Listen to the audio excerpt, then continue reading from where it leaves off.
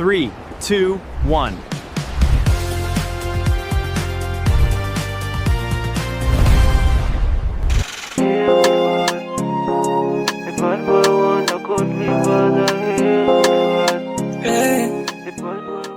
Today, Tuscany gives us wine towns, a thermal square, a cat on bird patrol, and the crunchiest dessert ritual in Italy.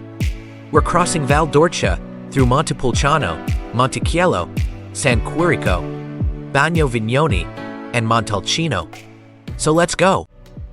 Welcome to episode 5 of 10 Days in Tuscany. We start in Petroio, our tiny stone base in the hills. Minutes later, the road delivers one of those places that looks computer-generated. Palazzo Massaini, a historic estate near Pienza, wrapped in vineyards, olive groves, and a perfectly theatrical cypress avenue. Tuscany clearly hired a very confident landscape designer.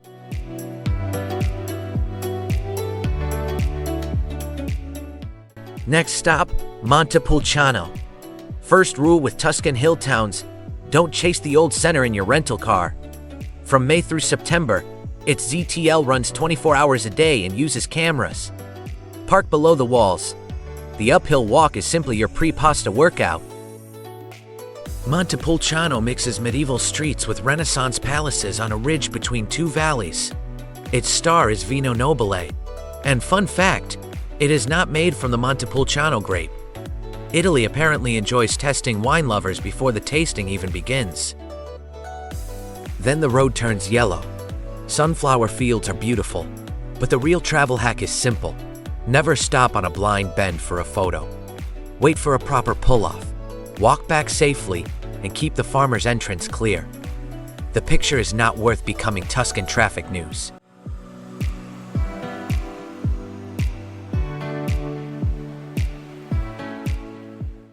Monticchiello is the opposite of a checklist destination. It is tiny, quiet, and still feels lived in. Once part of Sienna's defensive system, the village kept its walls, gate, and medieval character. Leave the car outside, slow down, and let the streets do the planning. One resident, however, had no time for sightseeing. This cat was running village security, monitoring every suspicious bird from the window. Serious question. Could you live somewhere this peaceful? Or would you miss city noise after 3 days? Tell me in the comments. Monticchiello is also famous for Teatro Povero, community theater in which residents turn village life, history, and modern problems into performances. This quiet place was telling its own stories long before travel vloggers arrived. Then came the Tuscan dessert test. Cantucci dipped in sweet Vin Santo. Suddenly, that rock-hard biscuit makes perfect sense. Val d'Orcia rewards people who leave space in the schedule. Our best stops were not attractions. They were safe roadside viewpoints we noticed by accident. Download your map offline, keep water in the car, and avoid planning 5 hill towns in one day. Distances look short, but every road begs you to stop. And for drone travelers, beautiful countryside does not automatically mean unrestricted airspace. In Italy, check the official D-Flight map before every launch. Local limits can be lower than the general 120-meter ceiling. I check again on location, because zones and temporary restrictions can change. This is the Tuscany I wanted to remember. Not only famous squares, but roads, fields, and villages changing in the evening light. If you're enjoying the journey, tap like and subscribe. It genuinely helps this series reach people planning their own Italian road trip.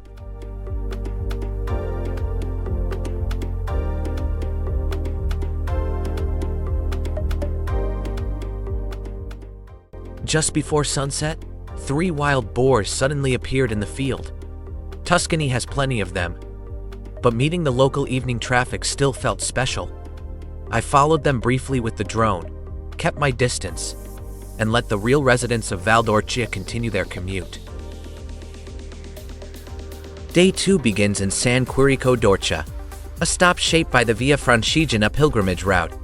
Its fortified walls still guide you into a compact center of churches, stone lanes, and surprisingly calm squares. Again, park outside and explore on foot. Your camera will thank you.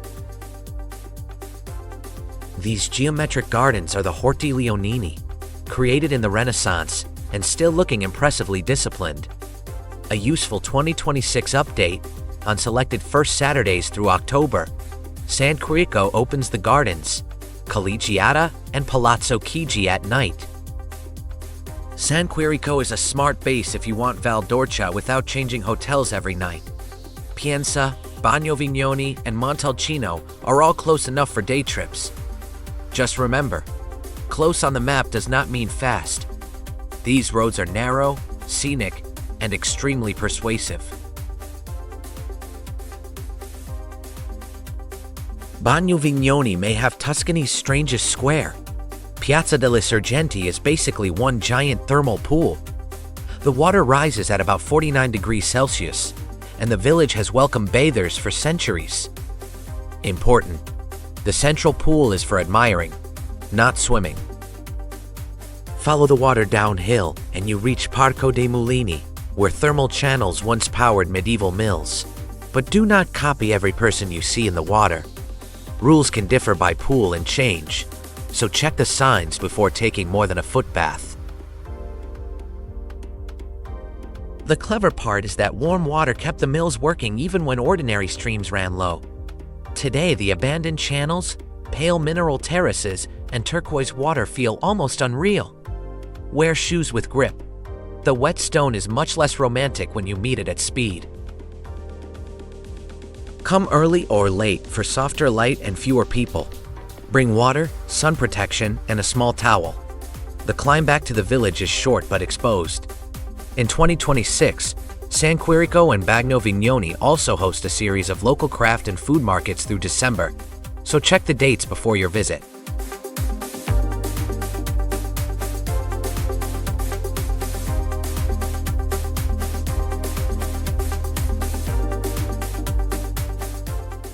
Then we arrive in Montalcino, where almost every street seems to lead either uphill or toward wine. This medieval town gave its name to Brunello di Montalcino, produced from Sangiovese and built for patience. The same advice applies to visitors. Slow down. Look up, peek through the arches, and never underestimate a perfectly parked Vespa. In Italian hill towns, even transportation understands composition.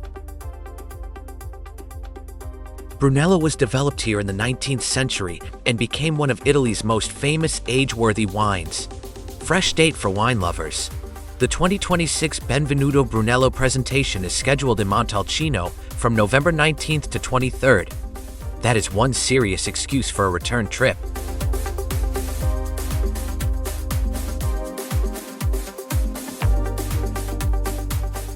Wine shop survival tip. Describe the style and budget you want before choosing a label. A local recommendation is usually more useful than the bottle with the most dramatic castle. We ended with a restaurant where the view competed with the food. Honestly, both understood the assignment. Driving away through the vineyards, this 2-day route finally made sense. Montepulciano for grand streets, Monticchiello for quiet charm, Bagno Vignoni for something completely different, and Montalcino for wine and views. Which stop wins for you? I'm still refusing to choose. Next episode, we leave the Tuscan hills for Lajatico, Porto Venere and La Spezia, then take to the water for Cinque Terre and Monterosso. Subscribe, because the coast changes everything. Flight was delayed or canceled, My Sky Help can help you get compensation, up to €600. No stress, no upfront payments. Just fill out your flight info on our website and our team will handle the rest. Our commission of 25 to 28% is deducted only after the airline pays you. Visit myskyhelp.com.